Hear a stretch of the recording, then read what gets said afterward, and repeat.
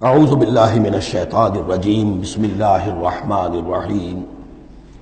وَلِكُلِّ أُمَّةٍ جَعَلْنَا مَنْسَكًا، اور ہم نے ہر امت کے لیے ایک قربانی کا نظام مقرر کیا، لِيَذْكُرُوا اسْمَ اللَّهِ عَلَىٰ مَا رَزَقَهُم مِّن بَهِيمَةِ الْأَنْعَامِ، تاکہ وہ اللہ کا نام لیا کریں ان مویشیوں پر کہ جو ہم نے انہیں عطا فرمائے ہیں۔ فَإِلَٰهُكُمْ إِلَٰهٌ وَاحِدٌ، تو جان لو تمہارا الہ ایک ہی اللہ ہے، واحد۔ فَلَهُ أَسْلِمُوا، اس کے سامنے سر تسلیم خم کرو، اس کی اطاعت قبول کرو۔ یعنی یہ ایسا نہ ہو کہ بس قربانی تو ہو رہی ہے، باقی سب حرام خوریاں ہو رہی ہیں، 10-10 ہزار 20-20 ہزار کا جانور لے کر اور اس کے فوٹو کھنچوا کر اخبارات میں شائع کیے جا رہے ہیں، ہے سارا حرام خوری کا نتیجہ۔ تو یہ تو کوئی قربانی نہیں ہے، یہ اللہ تعالیٰ کے ہاں قبول نہیں ہے، چاہے وہ 1 لاکھ کا جانور ہو لیکن ہو اسلام کے ساتھ۔ فَلَهُ أَسْلِمُوا، اس کی اطاعت تو قبول کرو، اس کے حلال اور حرام کے پابند تو ہو، اس کے حرام کردہ چیزوں میں منہ نہ مارو۔ وَبَشِّرِ الْمُخْبِتِينَ، اور اے نبی بشارت دے دیجئے مخبتین کو، اخبات کہتے ہیں جو اپنے آپ کو پست کر لیں اللہ کے سامنے، تواضع اور عاجزی اختیار کرنے والے۔ الَّذِينَ إِذَا ذُكِرَ اللَّهُ وَجِلَتْ قُلُوبُهُمْ، یہ جو سورہ انفال کے شروع میں الفاظ آئے تھے اس سے ملتے جلتے الفاظ ہیں۔ وہ کون لوگ ہیں؟ وہ لوگ مخبتین کہ جب اللہ کا ذکر کیا جائے تو ان کے دل لرز اٹھتے ہیں، کانپ اٹھتے ہیں۔ وَالصَّابِرِينَ عَلَىٰ مَا أَصَابَهُمْ، اور جو بھی کوئی تکلیف ان پر آئے، کوئی مصیبت آئے، کوئی ناگوار صورتحال درپیش ہو جائے تو اس پر صبر کرنے والے۔ والمقیم الصلاۃ، اور نماز کے قائم کرنے والے۔ ومما رزقناہم ينفقون، اور جو کچھ ہم نے ان کو دیا ہے اس میں سے ہمارے لیے خرچ کرنے والے، ہماری رضا جوئی کے لیے، ہمارے دین کے لیے یا محتاجوں کے لیے انفاق کرنے والے۔ اللہم ربنا اجعلنا منہم والبدن جعلناها لکم من شعائر اللہ، اور یہ جو قربانی کے جانور خاص طور پر اونٹ ہیں، ان کو ہم نے تمہارے لیے ان کو بھی شاعر بنا دیا، یہ بھی اللہ کے شاعر میں سے ہے، اس لیے کہ یہ اونٹ جو ہے ابھی اللہ کے نام پر قربان کیے جا رہے ہیں۔ لکم فیہا خیر، تمہارے لیے ان میں خیر ہے، بھلائی ہے۔ ظاہر بات ہے کہ ان کا بھی گوشت تم کھا سکو گے اور غریبوں کو کھلا سکو گے، لیکن یہ کہ ہے وہ شاعر اللہ، اس لیے کہ وہ نامزد ہو چکے ہیں بیت اللہ کے لیے، اللہ کے لیے کہ یہ قربانی کے جانور ہے کہ جن کو قربان کیا جانا ہے بیت اللہ کے قریب۔ فاذکروا اسم اللہ علیہا صواف، تو ان پر نام لیا کرو اللہ کا، ان کو کھڑا کر کے سیدھا، صواف صفے باندھ کر، قطار باندھ کر۔ یہ جو نقشہ ہے یہ خاص طور پر جو حجۃ الوداع میں حضور نے جو قربانی دی ہے تو 63 آپ نے اونٹ اپنے ہاتھ سے نہر فرمائے، کل 100، یہ 63 آپ نے اپنے ہاتھ سے نہر فرمائے۔ اور یہ آتا ہے روایات کے اندر، اب یہ چونکہ معاملہ حضور کا ہے اور اس میں ہمیں کسی شک و شبے کی گنجائش نہیں ہے کہ اب کھڑے ہوئے ہیں قطار میں، اور ایک اب نہر کرنے کا طریقہ بھی ہوتا ہے، برچھا مارا جاتا ہے اونٹ کی یہاں گردن میں، اس کو گرا کر ذبح کرنا آسان کام نہیں ہے، کھڑے ہوئے اونٹ کو برچھا لگایا جاتا ہے، یہاں اس کی جو بڑی وینز ہے خون کا فوارہ چھوٹتا ہے، جب خون بہت زیادہ بہہ جاتا ہے پھر وہ گرتا ہے ایک طرف، ایک پہلو کے اوپر، تو پھر اس کا معاملہ جو ذبح کرنے کا ہوتا ہے۔ تو حضور جیسے برچھا مارتے تھے اور اس کے بعد پھر اگلا اونٹ اپنی گردن خود آگے کرتا تھا۔ نہ شبد نصیب دشمن کے شبد ہلاک تیغت، سر دوستاں سلامت کی تو خنجر آزمائی، گویا کہ ان کے لیے خود ایک اعزاز اللہ نے شعور دیا ہے۔ وہ تو جو ایک سوکھی ہوئی لکڑی تھی جس کا سہارا لے کر حضور صلی اللہ علیہ وسلم وہ آپ خطبہ دیا کرتے تھے جمعے کا، پھر جب ممبر بنا دیا گیا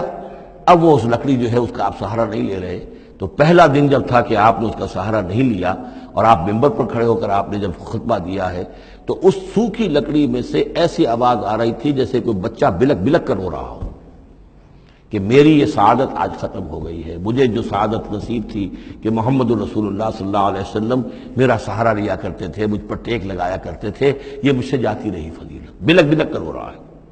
حنانہ اس کو کہتے ہیں، ستون حنانہ، اب بھی مسجد نبی میں ایک ستون ہے حنانہ،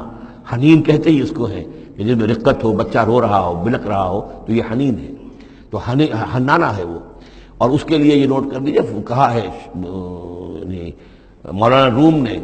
فلسفی کو منکر حنانہ است، از حواس انبیاء بیگانہ است۔ پہلے فلسفی ہوتے تھے، آج سائنسدان جو انکار کرے گا کیسے ہو سکتا ہے سوکھی لکڑی میں سے بچوں کے رونے کی آواز آئے، کیسے مان لیں گے ہم؟ سر سید کیسے مانیں گے اس کو؟ نہیں مانیں گے کبھی بھی۔ تو فلسفی یا سائنسدان کو منکر حنانہ است، کہ وہ حنانہ کا انکار کرتا ہے، از حواس انبیاء بیگانہ است، اس لیے کہ انبیاء کے معاملات کو وہ جانتا نہیں ہے، وہ عام لوگوں پر قیاس کر رہا ہے۔ فاذکروا اسم اللہ علیہا صواف، تو لو اللہ کا نام ان پر ان کو نہر کرنے کے لیے انہیں صفوں میں کھڑا کر کے فیضا وجبت جنوبها، جب ان کے پہلو زمین پر ٹک جائیں، جب خون اتنا بہہ جاتا ہے، کمزور ہو جاتا ہے تو پھر وہ ایک طرف کو اپنی کروٹ کے بل زمین کے اوپر پڑ جاتا ہے۔ فَكُلُوا مِنْهَا، تو اب کھاؤ اس میں سے اس کے گوشت کو، وَأَطْعِمُوا الْقَانِعَ وَالْمُعْتَرَ، اور کھلاؤ اس کو بھی جو قناعت کے ساتھ بیٹھا ہوا ہے، مانگتا نہیں پھر رہا ہے، سائل نہیں ہے، اس کے پاس کچھ نہیں ہے لیکن وہ مانگتا نہیں پھرتا، قانع، اور معتر جو بے قرار ہو گیا ہے، آتا ہے، سوال کر رہا ہے، مانگ رہا ہے، گوشت مانگ رہا ہے، اس کو بھی دو، اس کو بھی دو۔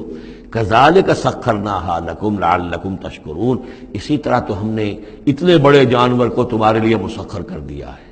اونٹ جیسے جانور کو، اور وہ کھڑا ہوتا ہے تم بچھا مارتے اس کو، سخرناها لکم لعلکم تشکرون، تاکہ تم اللہ کا شکر ادا کرو۔ لن ینال اللہ لحومها ولا دماؤها، اب یہ ہے اصل شے، اللہ تک نہ ان کے گوشت پہنچتے ہیں نہ خون پہنچتا ہے، ولکن ینالہ التقوی منکم، ہاں اگر پہنچتا ہے اس تک تو تقوی اگر ہے تمہارے اندر تو اللہ تک پہنچ جائے گا۔ یعنی یہ کہ ایک یہ رسومات ہے، ظاہری شکل ہے، ظاہری شکل اصل دین نہیں ہے، اگرچہ اس کے بغیر بھی تو حقیقت جو ہے وہ کسی نہ کسی حیول ہی میں ظاہر ہوگی، کوئی نہ کوئی اسے پیکر چاہیے۔ تو ان عبادات کا پیکر بھی اہم ہے، لیکن صرف پیکر کو نہ سمجھیں، ظاہر کو نہ سمجھیں، اصل شے اس کی روح ہے، روح تقوی۔ وہ جو علامہ اقبال نے کہا ہے کہ رہ گئی رسم ازاں روح بلالی نہ رہی، فلسفہ رہ گیا تلقین غزالی نہ رہی، اور نماز و روزہ و قربانی و حج یہ سب باقی ہیں، تو باقی نہیں ہے۔ وہ ہمارا وہ تقوی، ہمارا اللہ کے ساتھ خلوص و اخلاص، قربانی جب انسان دے رہا ہو تو واقعتاً اس کے اپنے اندر اگر تقوی بھی ہے، اس نے حلال ذریعے سے کمائے ہوئے مال میں سے اس نے اتنی محنت کی ہے کہ اس میں سے اثار کر رہا ہے، اللہ کے نام پر ایک جانور کو ذبح کر رہا ہے، پھر خود اپنی زندگی میں وہ اللہ کے قوانین کا پابند ہے، اسی کے مطابق زندگی گزار رہا ہے، اور وہ اپنی توانائیاں، قوتیں، صلاحیتیں اللہ کی راہ میں لگا رہا ہے، اس کی قربانی ہے۔ باقی اگر یہ نہیں ہے تو ٹھیک ہے، چلیے کم سے کم غریبوں کو گوشت مل جائے گا، کچھ نہ کچھ فائدہ تو ہو ہی جائے گا، لیکن یہ کہ وہ اصل قربانی نہیں ہے، اللہ تک کچھ نہیں پہنچے گا تمہارا۔